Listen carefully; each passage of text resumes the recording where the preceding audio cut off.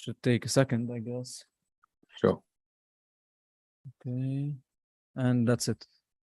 We're now live. Hello, everyone, and welcome to a new session with Aces of Ventures.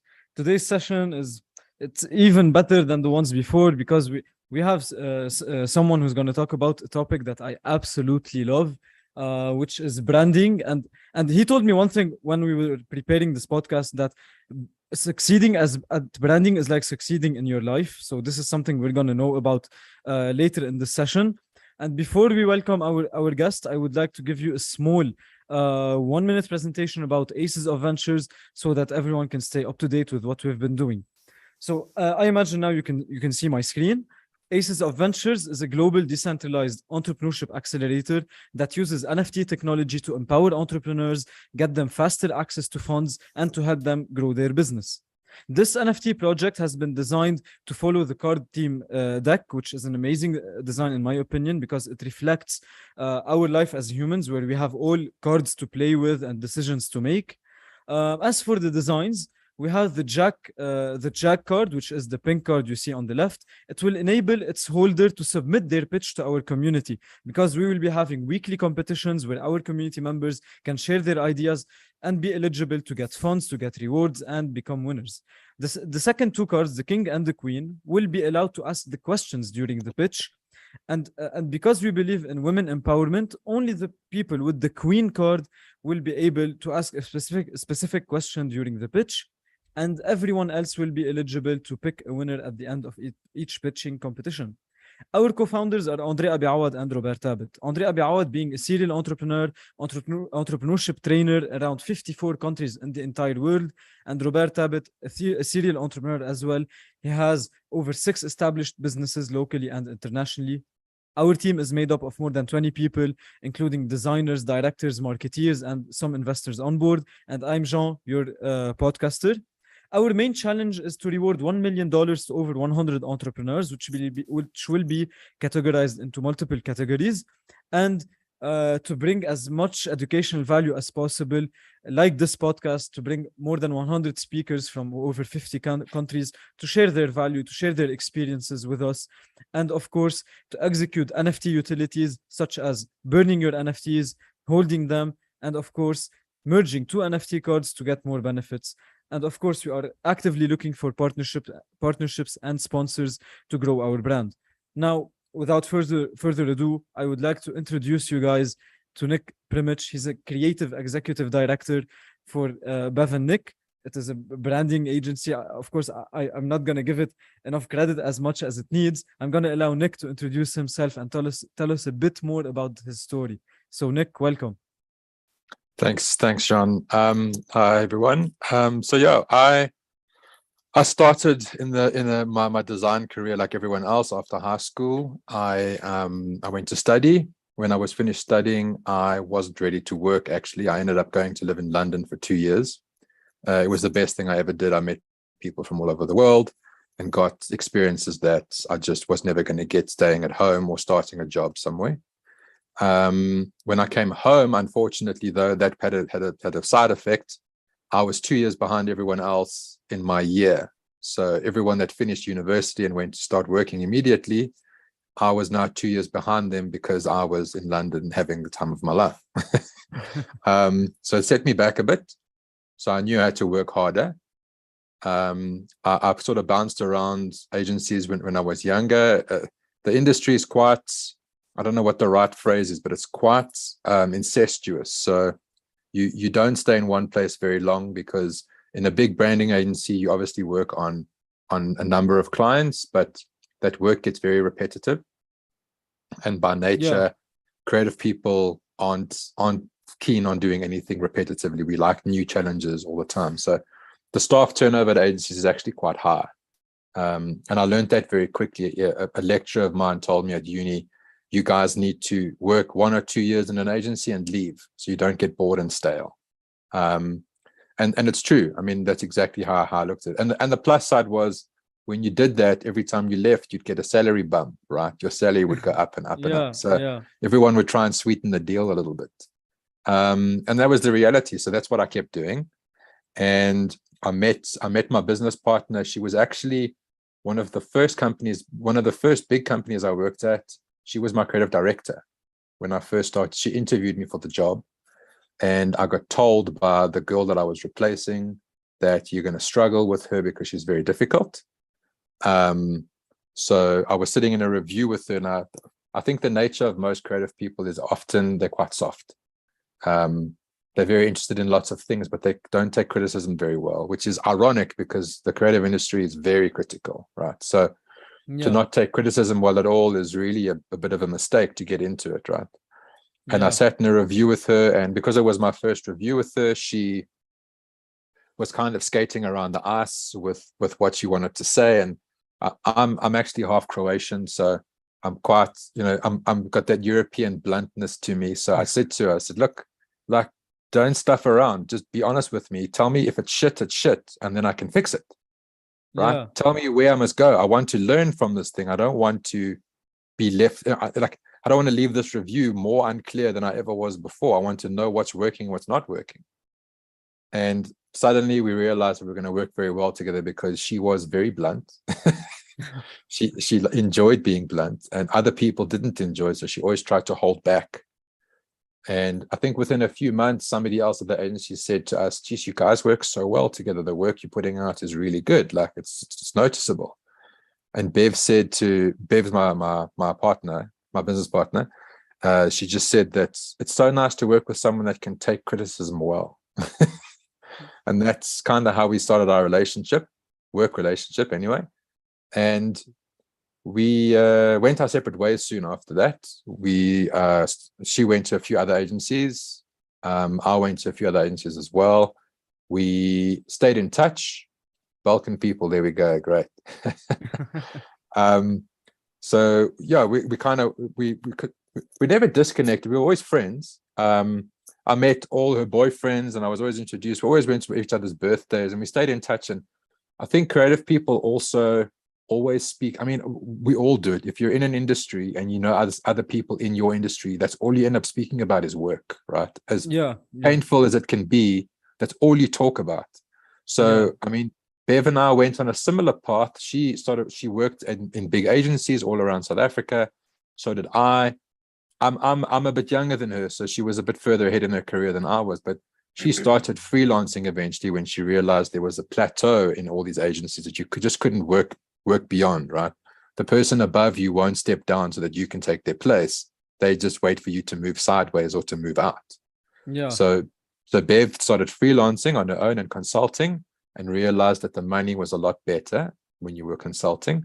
The work wasn't as frequent. You wouldn't have worked 12 months of the year, but when you had work, your money was very good. So I was working at an agency. I won an award for them, a local award. It's called the Lurias. It's quite a prestigious award in design.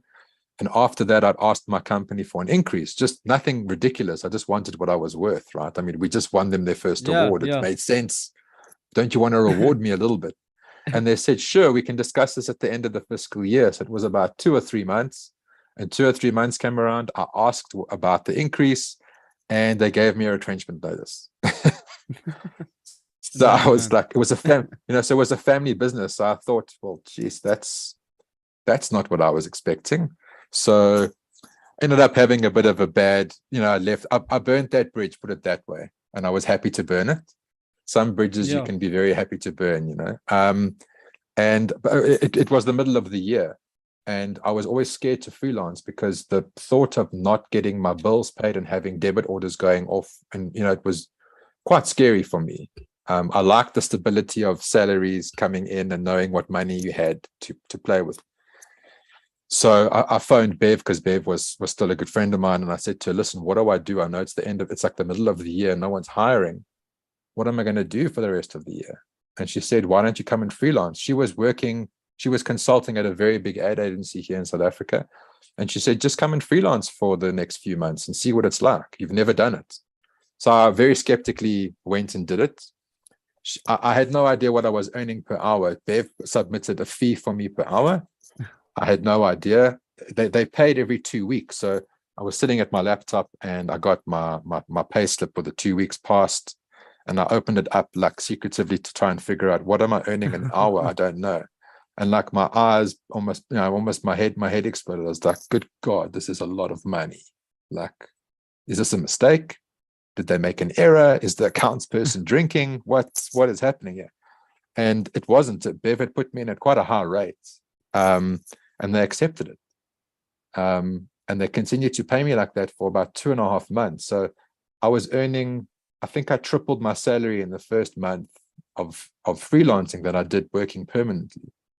But then the very hard reality of freelancing happened. It came to about the middle of November. And that agency said to all the freelancers, we have to terminate all your contracts. We'll see you guys back in February.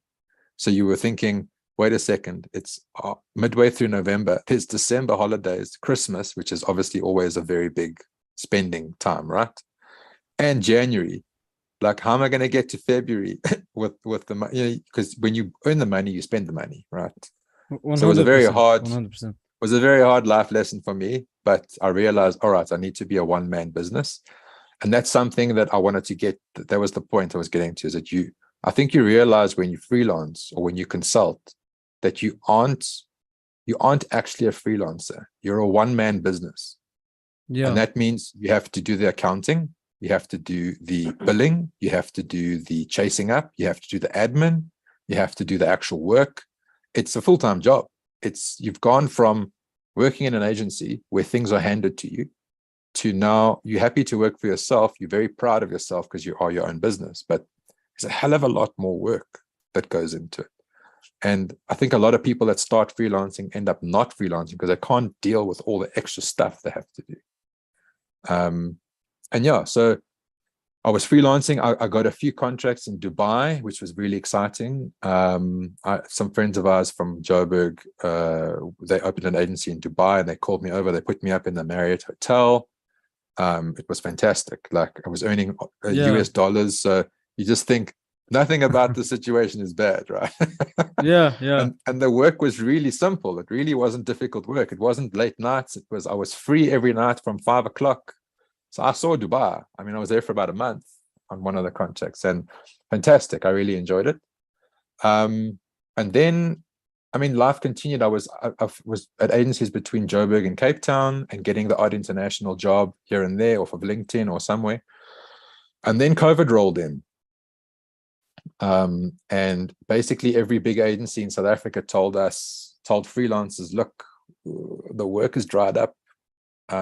It actually hadn't. What they'd realized was that they had their staff that were obviously desperate to keep their jobs. They were working from home now, and they weren't working. The advertising and design industry usually work very long hours. It's expected of you. We work hard and we play hard.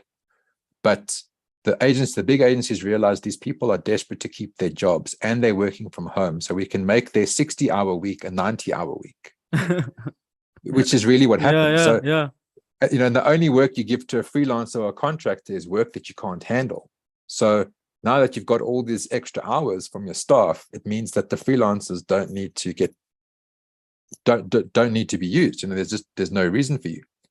So Bev and I, which we've been chatting for years about, all the things. When Bev went to an agency and she saw something wrong, or I went to an agency and I saw something wrong, or something that we liked as well, we would always talk about, Jesus, it's a nice thing that they do. Like, the one thing is like morning reviews. Every morning you just have a review with your team, double check where they are in the process and give them their guidance and let them work on it for the day. And you don't interrupt them, you just let them work the day.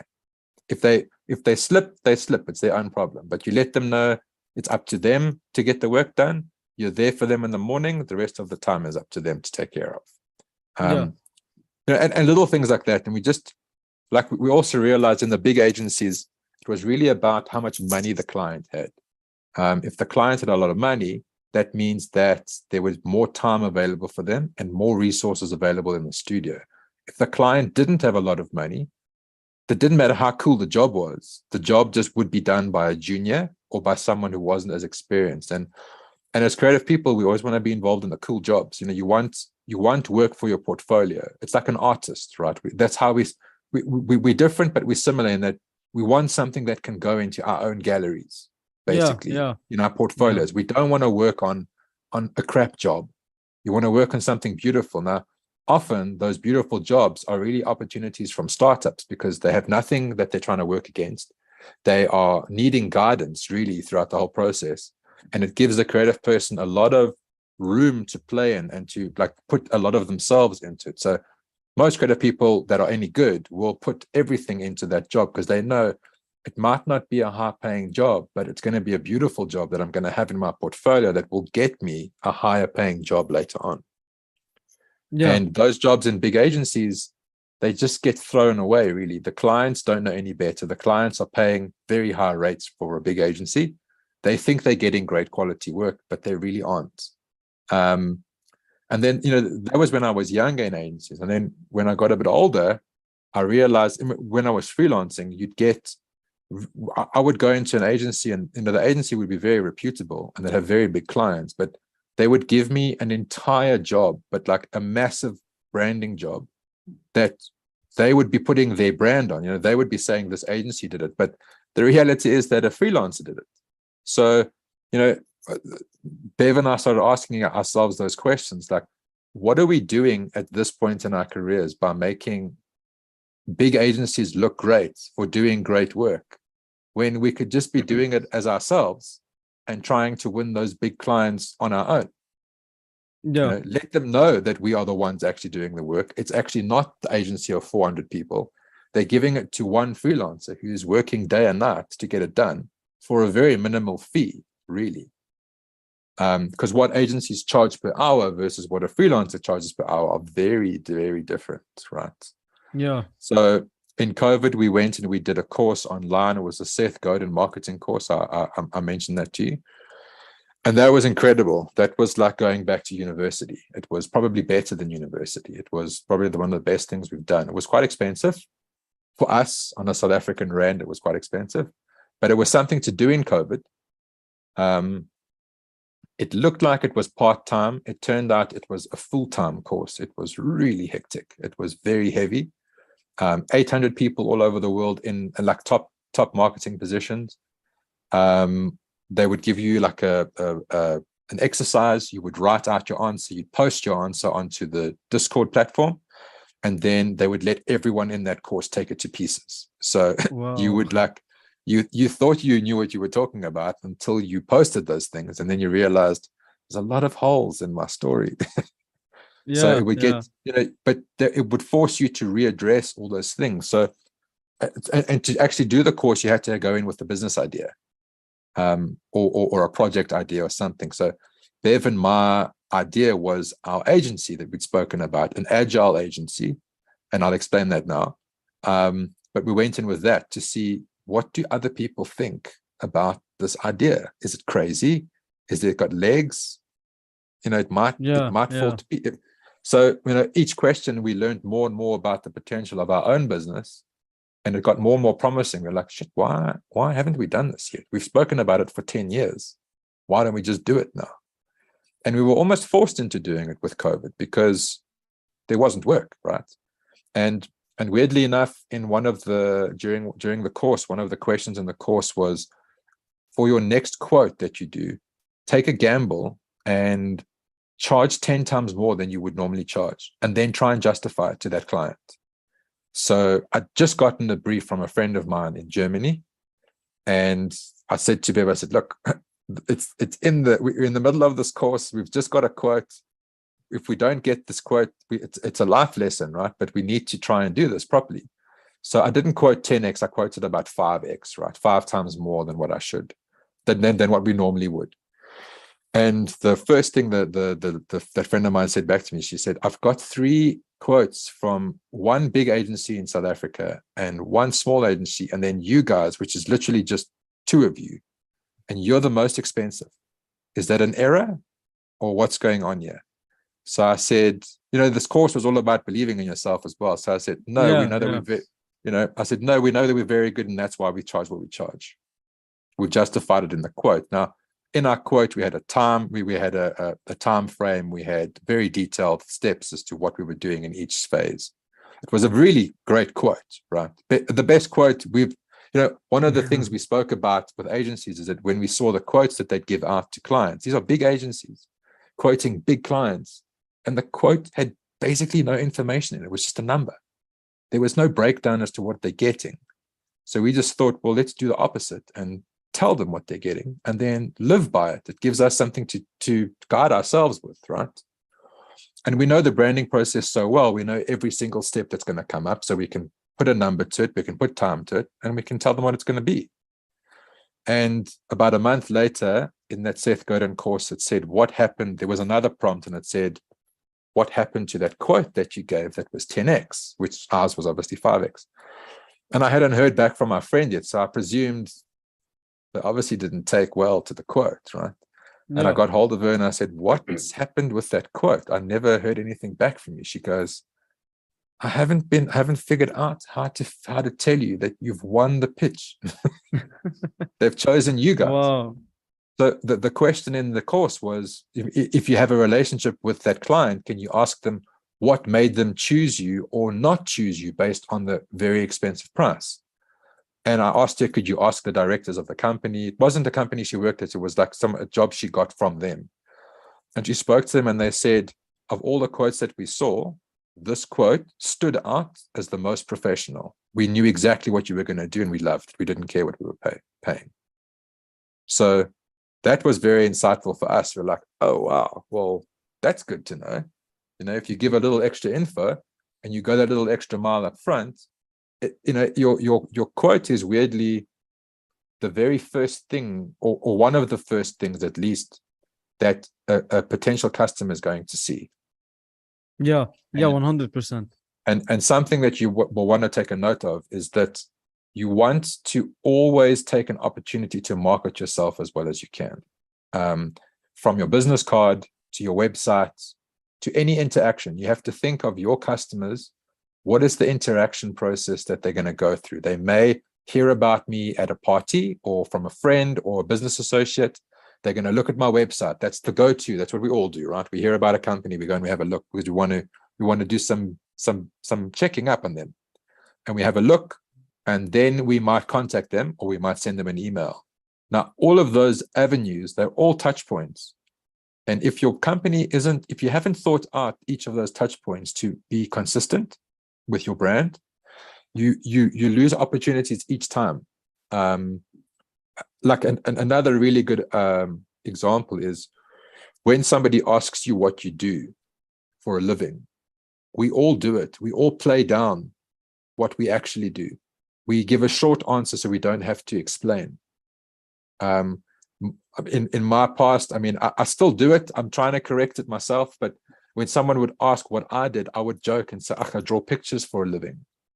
Now, I do a hell of a lot more than draw pictures, but I don't want to go into the laborious task of telling them, because the other funny thing is, whenever you tell somebody that you're in advertising or design, they all think of Mad Men, the TV show in America. So they all think we're all like, at parties every night and doing all kinds of drugs. And it's so far from the truth. We actually work extremely hard, right?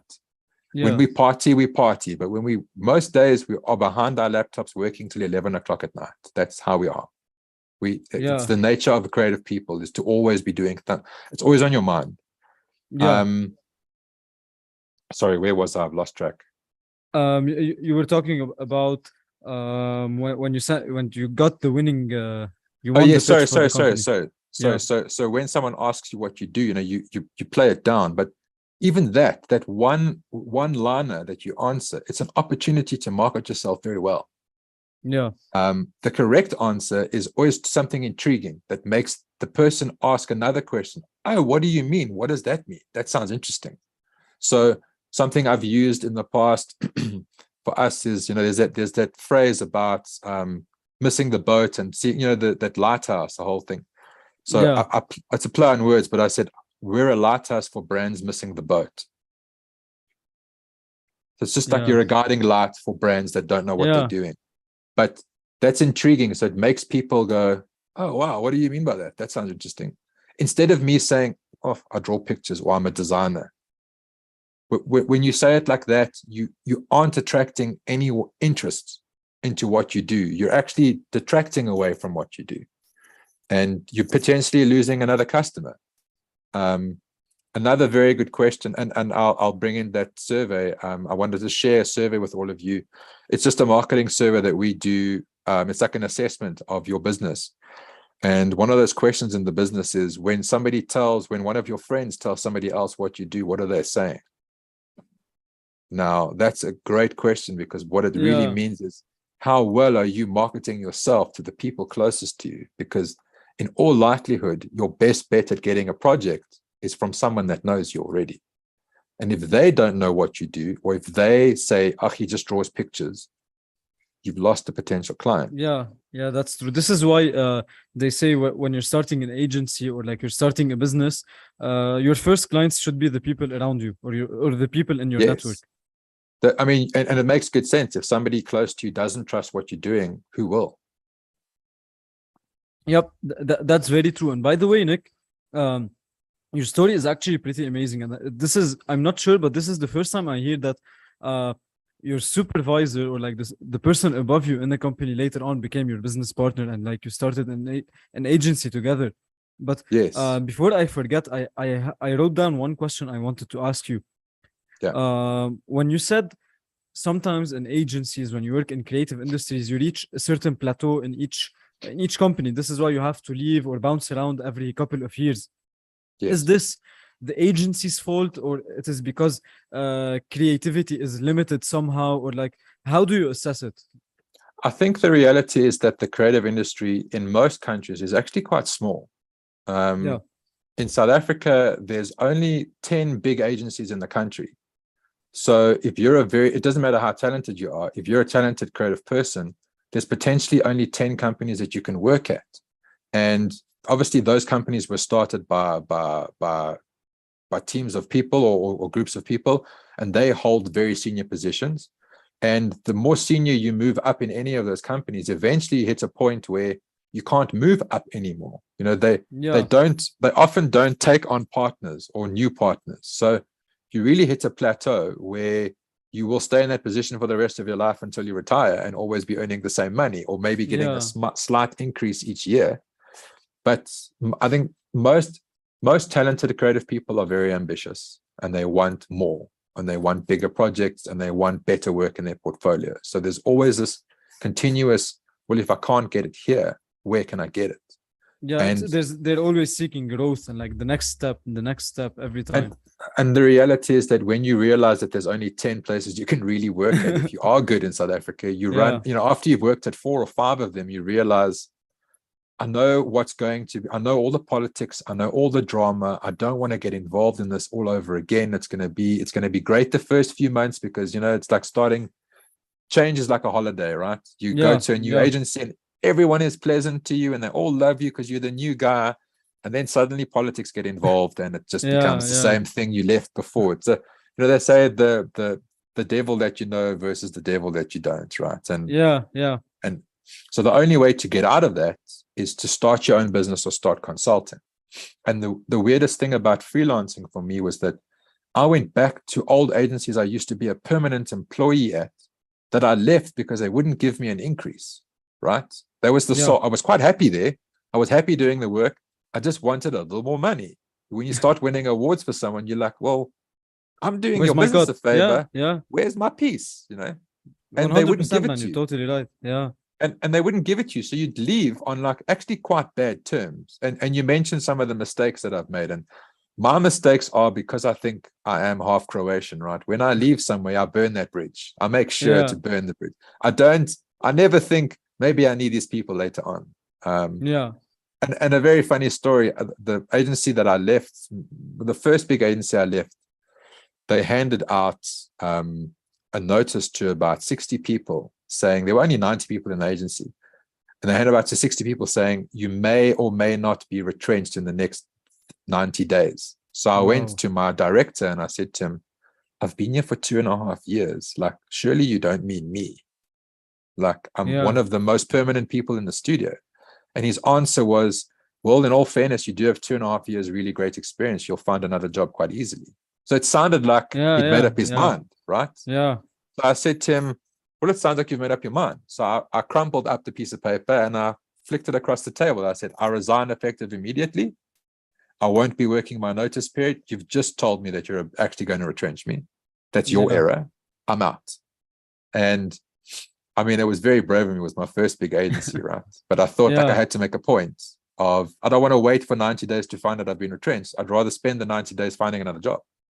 Yeah. That's true. And the plus side was I actually had another job because I had some friends who started a business from an old agency, and they kept asking me to come and join them. And I was like, I need to know that I can get paid more money. That's Yeah. what I need. Yeah. And I said to them, listen, I've just resigned. I'm in. And I left, I think I left that agency on the Thursday. I started on the Monday at the Yeah. new Yeah. job. This is crazy. This is crazy. And So it was a bridge burnt yeah. very successfully. Yeah. Props to that, man. And Nick, let's talk about a bit about some branding. I've been eager to learn. Sure. I wanted to start off by this thing. What's different in branding before and now? Like, is it looked at the same?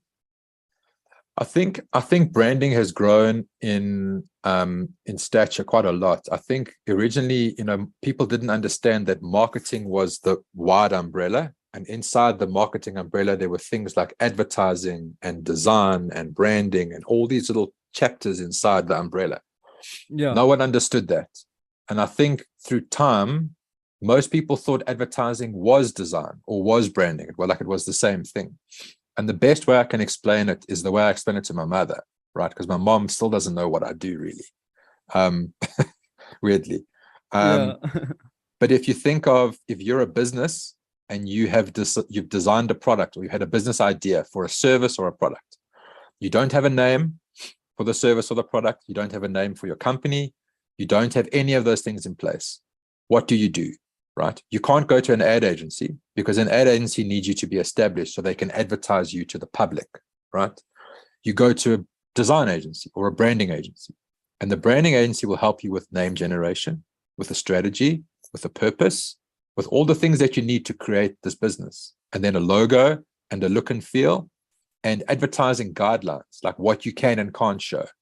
And you'll break down what the positive things are to share with the public. After you've been to a branding agency, you take your work to an advertising agency. The branding agency basically hands over to an ad agency a little brand Bible that basically says exactly what the brand is, how it must be seen and heard. And then the advertisers go and they advertise the best possible way that they can to the public.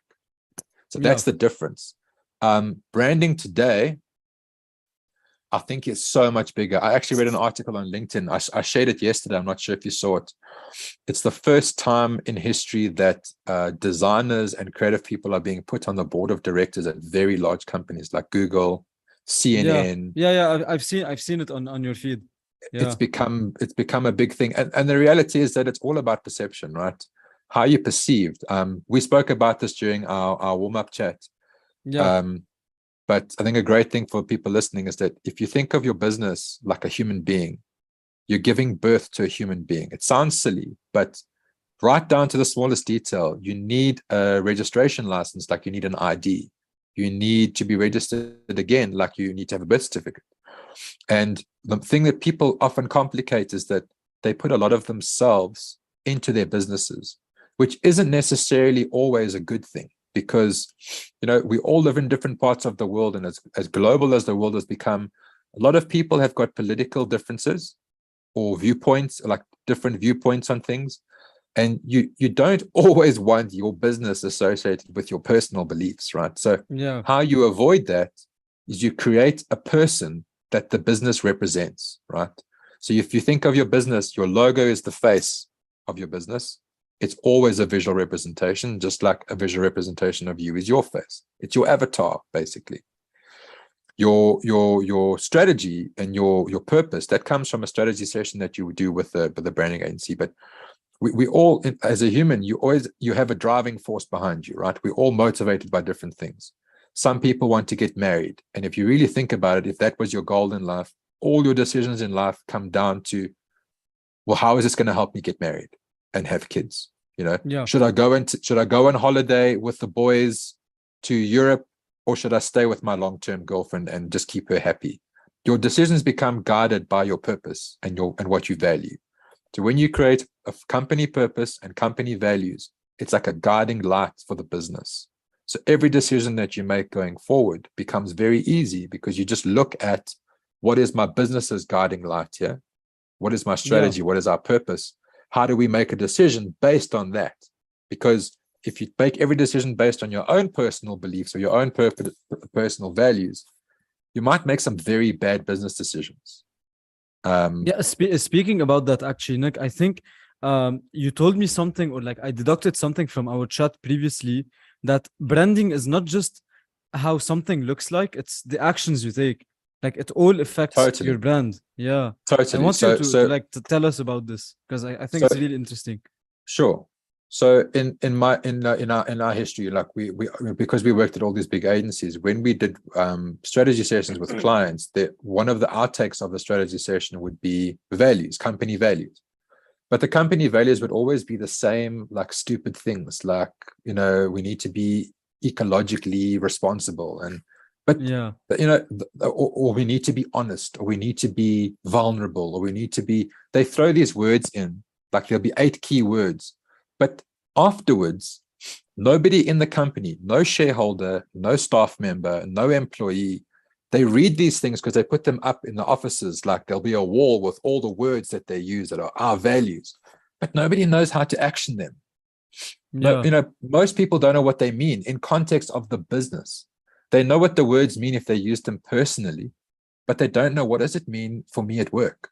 How am I supposed to be honest at work? What must I do? So we realized your values, they have to be actionable values. So it's not about just saying the word honest is your value. You need to give your employees examples of how do we show honesty at work. We quote honestly, right? We speak honestly with the client. We speak openly with the client. We have an honest tone of voice. And that's how you address things. I used that example with you previously about McDonald's. Yep. Yeah. Now, I don't want anyone to get lost, but we were chatting about McDonald's, and I was talking about the persona that you attach to your brand. And McDonald's, for an American company that we all know it originated there, America as a company, I mean, as a country, are very pro-war, right? Whenever there's a war to go into, they're the first people to stand there and go like, we'll go in. Like they want, because it generates money for the country. But even though McDonald's is an American business, they've taken it upon themselves to not be associated with war. If McDonald's was a human being, they would be someone that's against war. They would always pick the peaceful route. A good example is the Ukraine and Russia. McDonald's was the first company to pull out of both. They don't want to be associated with war in any country. And that's something that goes back to their brand values. That's not just a random decision that they decided to pull out. That's something that's a big brand sticking to their values. Yeah, and this is like a massive decision to make, actually. Like huge. It impacts the business. I mean, if you think, we all know McDonald's doesn't necessarily sell great food. They're actually a property business. Yeah, they have real estate. Yeah, they've got the best real estate on every corner and every main street in the world. I mean, they are a real estate business for sure. Yeah. The burgers and the quality of the food means nothing to the head office. They just want the real estate. Yeah. So to lose that real estate or to pull out of those contracts in Russia and the Ukraine, I mean, it probably doesn't affect their bottom line much, but it's a big decision, right? Yeah, 100%, 100%. And Nick, how can these moves, or like these actions that reflect a major brand, a major global brand, be applied for us individuals, freelancers, entrepreneurs who want to have an image of their brand in front of people? What small actions, small details should we look at? What should we notice more? How can we like have a great personal brand? I think like we mentioned in the beginning, is that a great brand is a lot like a human being, right? A great human is a lot like a great brand. A great brand is a lot like a great human. And one of the qualities in a great human being is consistency, right? Yeah. Your family will trust you if they know whenever we ask for help or whenever there's a certain situation, this is how he will respond. People don't trust you when you respond to the same situation differently each time, right? Yeah. If somebody asks you for help, one day you say you can, then when it comes to it, you go, oh, I've actually got to wash my hair. You become very untrustworthy. And it's all about consistency, right? A good quality human being is consistent in everything. whether you're positive about something or negative. But when somebody's mind changes all the time and you aren't consistent, that's what becomes a problem. Then no one knows how to read you or trust you or understand you or, relate to you. But when you have consistency built into your business, into your outlook, and into your purpose, whether you're a brand or a human being, you're always winning. Yeah. At least people know where they stand with you. Yeah, that makes sense actually. And do you think logos and like designs are really important, or can we use our own face as a brand? I think, look, the world's changing. Avatars have become so popular these days. If you just think of all social media, when you Yeah. see a logo, a social media icon, you relate to it because it's a brand that you know, but you relate just as well to your friends' faces, right? Yeah. But I think the importance of not using your face is, again, it goes back to, you don't want to necessarily always associate your business thinking and outlook with your personal thinking and outlook, right? Yeah. Let's say, like, here's a great example. Let's say you are, for some reason, you don't like Germans, right? Your family were maybe in the Holocaust and your whole family is against Germans, right? But unfortunately, one of your biggest clients is going to be a German company. Now, Okay. if you're on social media as your business, spurting how much you hate Germans for whatever reason, you're going to lose that client. Or the client's not even going to come ask you for business, right? So already your own personal beliefs have affected your business, right? Now, business is about getting as many clients as you can. Sure, you don't want to do work that you don't believe in or that you're against, right? But you don't want to lose a client based on that, because that client hears that and they will tell everyone in Germany, and their families in Austria and Hungary and the Ukraine, and suddenly you've got no more clients. Yeah. So you want to always try and keep your personal beliefs away from your business beliefs, unless they are intrinsically intertwined. I mean, if you're a yoga teacher and you do and believe in yoga, and it would make sense that your business is about you because it's very personal. You're teaching them, but you almost always want to keep a business you and a personal you different. You want to keep it separate. Yeah. Yeah, that actually makes sense. And Nick, as a last question that I have, what were some mistakes that you've noticed early early entrepreneurs do, or early business owners do, or people who are just starting out to maybe put out content out there to have a brand or to try to have a brand?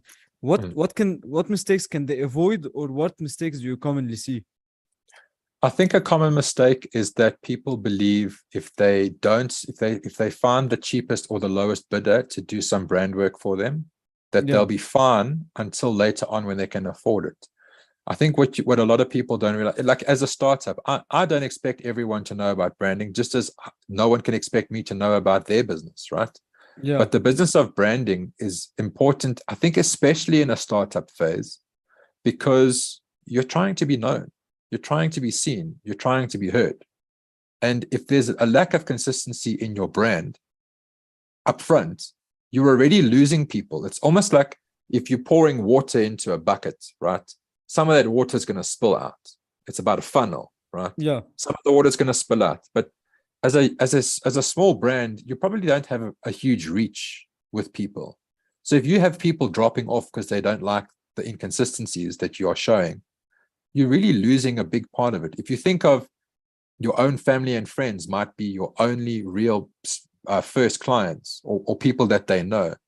If you lose consistency with them or they can't trust your business, well, you're not going to get those first clients. So I think one of the biggest errors, I think, is avoiding spending money on branding up front. And you don't need to do a massive branding job, but you do need to get some things right. You need to get your logo right, because logos are supposed to last for 10 to 20 years. You can't change a logo every 2 years when you've got a little bit more money, because you literally lose all brand equity, right? Yeah. So get your logo right. You get the basics right. A logo right, a strategy right. Your strategy, again, involves your values and your purpose and why you do what you do. And with those few things in place, you can answer any question, any business decision you have to make. It becomes very easy to guide yourself with. But if you don't have those things, we've been dealing with a client now that They started their business. They spent a lot of time getting the product right, which was great. Yeah. Product invincible. Nothing can come close to it. It's a really great product. Yeah. Very exciting. But they cut corners on their brand. They got an old lady in Australia to design their logo for them for, I think, $20 or something ridiculous. Yeah. And they've got this logo with them. And now their business was finance, right? It's fintech. And their target market is all the whales of the world, people with a lot of money, old money, people that have been in and out of previous investments. They understand the market, they understand the business, they know things back to front. They're very well-informed investors.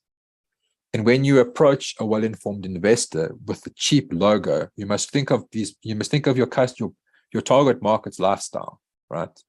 If you are targeting people with a lot of money, you've got to think of, what do they do on a Monday to a Sunday? Do they eat in bad restaurants with badly designed menus? Or do they eat at the best restaurant with the best design menu? Are they used to seeing good quality design and associating themselves with high quality? Because if you present something to them that's low quality, you've totally missed them and you've lost them forever. You won't get another opportunity because you didn't spend that money up front. So you it's difficult. I know startups, obviously the nature of every startup is that you don't have money and you get an investor, right? But I think it's a very important part to understand how important branding is. I mean, to get an idea as to how important the brand is, tell me one company in the world that doesn't have a brand and is doing well. There's absolutely no way to get an answer. That's the answer to the question, is branding important? It's clearly very important. Yeah, 100%. Yeah. Big brands, the other thing is a big brand. That same client we were dealing with, we were discussing now our quote with them, and they were saying, well, we don't necessarily want to spend a lot of money up front. And you go, okay, but before that, we had a strategy session with them and we found out, what do they want to achieve from this business? And they were talking big numbers, 500 billion under fund. That's a lot of money. Those are big numbers. Those are big numbers you're talking. And you don't want to spend a few $1,000s on a brand to get you there, that will get you there quicker. You have to leverage, what is this business worth to you? And I think the biggest mistake, not just startups, all businesses make about creative people, is that they think we're a liability. It's a grudge spend, because they don't understand it well enough to know what it's going to do for them in the long run. So they try and cut corners, they try and lowball you.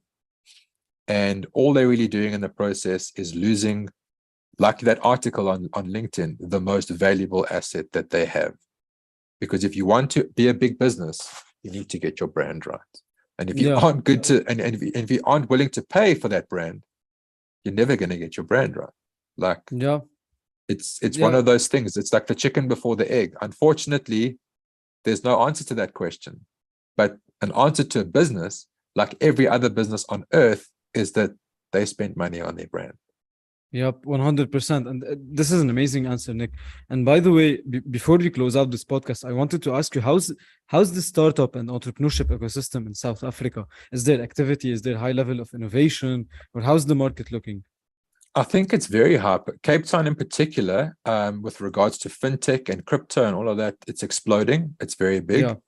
America realized very quickly that the quality of our design work and our creative work as well is very high, especially with animation. So things like Avengers, I think a couple of the Avengers movies have actually been not shot in Cape Town, but they send a lot of the effects work to Cape Town agencies. Yeah. Because it's much cheaper than America, because the American dollar versus the South African rand is a joke.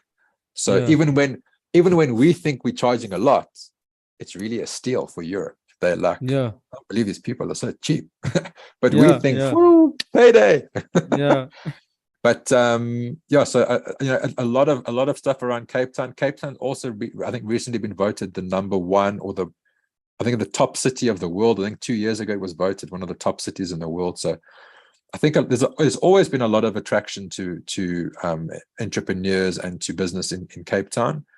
South Africa in itself politically is really not doing itself any favors. Our government is really letting the ball drop as far as international investment is, but amazingly there still is investment. And I think I think the whole Western world sees, I know China in particular, they've seen a lot of value because obviously Africa as a continent is the richest in mineral resources, right? But it's Yeah. untapped because most governments across Africa are so concerned about power and greed that they don't realize what's beneath the soil, really, or there's not enough attention paid to it. And the Western world and the Eastern world are realizing there are all these resources there. Yeah. All we really have to do is bribe the artificial, and we can have access to them. Yeah. And so that's happened. But that cryptocurrency job that Bev and I did, it's on LinkedIn. That's a British guy who started his cryptocurrency exchange. The green and black theme, Yes. right? I saw it on LinkedIn. Yeah. It's So really he nice. started in the UK and very cleverly saw an opportunity in Africa because in Africa there are a lot of people that are unbanked. Now what that means is they literally don't have a bank account. They get paid in cash. They put the money in their pocket and there's nowhere to keep it. But everyone's on a smartphone, but no one's got access to smartphone purchases, right? Because they don't have a bank account. And all smartphone purchases are linked. You can't put cash into your phone, right? So he saw an opportunity and he thought, geez, like this would be a great idea to get into Africa, into the emerging markets, because they literally don't have bank accounts. If he started an exchange that could act like a bank with a card as well, he might be onto something. And so he very cleverly made his way down to South Africa and moved the whole business from the UK here to be based in Africa to try and take crypto, or at least crypto mindset and lifestyle, into Africa. This is amazing. This is amazing, actually. We're big fans of crypto right here. Like, we're an NFT project after all.